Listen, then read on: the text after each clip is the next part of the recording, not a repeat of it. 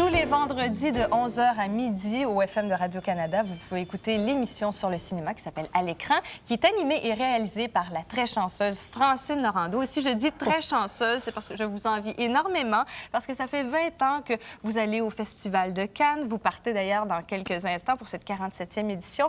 Je sais que vous l'aimez beaucoup, ce festival. J'aime beaucoup le Festival de Cannes. Le Festival de Cannes est vraiment irremplaçable. Je pense que si on travaille dans le milieu du cinéma, dans le domaine du cinéma, si on veut être informé, il faut vraiment aller à Cannes parce que tout est là. Tout est à Cannes, je veux dire. Toutes les nouvelles tendances, ce qui s'en vient, qu'est-ce qui se prépare, prendre le pouls de ce qui se passe. C'est un peu comme les Olympiques, si vous voulez. C'est le festival des festivals. Oui. Remarquez, il y en a d'autres, il ne faut pas les oublier, mais c'est vraiment le festival le plus important. Tout le monde veut aller à Cannes. Et oui, au niveau de la programmation, qu'est-ce qui caractérise ce festival? Bien, il ne faut pas oublier qu'il n'y a pas que la compétition. La compétition est vraiment là, ce qui est le plus important, la Palme d'Or, etc., etc. Mais il y a quand même qu'une vingtaine de films en compétition. Tout le monde veut aller en compétition, mais à côté de la compétition, il y a une sélection officielle non compétitive qui s'appelle Un certain regard. Et il y a, depuis le lendemain de mai 68, une section qui s'appelle la quinzaine des réalisateurs, qui est devenue très importante. Il y a la semaine de la critique, où on présente des premiers films, où on fait des découvertes. On a eu souvent des films comme à la semaine de la critique. Par exemple, Micheline Anctot, je pense qu'elle a fait ses débuts à Cannes à la semaine de la critique. Alors, ce qui est extraordinaire, c'est qu'il y a vraiment de tout à Cannes. Mais comment vous faites votre sélection? Il y a des tonnes et des tonnes de films qui se présentent, qui sont présentés. Ça doit être extrêmement frustrant parce que si vous décidez de faire un choix, ça veut dire qu'il y en a 6 autres que vous pouvez pas aller voir. Vous m'enlevez les mots de la bouche, c'est exactement ça qui se passe. Choisir un film, c'est en discarter 5, 6, 7, 8, 9, 10. Mais en même temps, bon, il faut ce qu'il faut. On est obligé de faire des choix et de prendre des risques aussi. De prendre des risques. Parce que, bon, si vous... En compétition, il y a un film qui vous semble un petit peu, bon, conventionnel et tout, tandis qu'à côté, il y a un film, vous ne savez pas trop ce que c'est, mais vous y allez.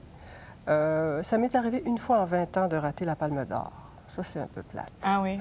Mais vous m'avez raconté qu'à un moment donné, vous n'avez pas pu y aller et vous avez remarqué que c'était assez uniforme, la couverture, et les gens allaient toujours voir les mêmes films. Oui, une année, en tout cas, j'ai eu un accident et j'ai pas été capable d'aller à Cannes, donc j'ai vraiment étudié d'ici la couverture de Cannes et je me suis rendu compte que, quel que soit le talent de mes collègues, tout le monde voyait les mêmes films en même temps, tout le monde parlait des mêmes films en même temps, tout le monde avait les mêmes entrevues en même temps. Alors ça m'a aidé parce que l'année d'après, bon, là, j'ai essayé d'explorer un peu plus. Mais dites-moi, comment ça se passe? Il y a 25 000 accréditations qui sont données. Les salles ne contiennent pas plus que 2000 sièges. Vous devez jouer des coudes. Ça doit être épouvantable pour réussir à voir le film que vous voulez voir. Il y a des films où il faut presque se bagarrer, effectivement. Bien, évidemment, le secret, c'est d'arriver de bonne heure. Ça, c'est pas drôle. Les gens ne s'imaginent pas. Les gens... Attends, les journalistes qui reviennent bronzés de Cannes, méfiez-vous. Enfin, je les envie peut-être, mais je veux dire, bon... Je vais vous donner un exemple. La première projection pour les journalistes a lieu le matin à 8h30. Si on veut avoir une place, il faut être là à 8h. Si c'est un film très couru, il faut être là à 8h moins quart, par exemple. Et quels seront les films qui vont être très courus cette année, les musts? Bien, je ne sais pas si c'est les musts, mais en fait, très courus, il va y avoir, bien sûr, il va y avoir évidemment, le Polonais Kieslowski, on attend le troisième film de sa trilogie, La Reine Margot de Patrice Chéreau. Avec Isabelle Adjani. Avec Isabelle Adjani. On attend très fort aussi le film de l'acteur Michel Blanc qui s'appelle Grosse fatigue. Bon, on va voir qu'est-ce qui arrive avec les frères Nikita Mikhalkov et puis Andrei Konchalovsky. Ces deux frères, c'est la deuxième fois d'ailleurs qu'ils vont être en compétition dans le même festival. C'est assez curieux comme... Mais c'est surtout les surprises. C'est surtout les surprises. Moi, j'ai hâte aux surprises. Je vous souhaite un excellent voyage et ramenez-nous de très, très belles surprises. Je vais faire de mon mieux. Merci. Merci beaucoup, Francine.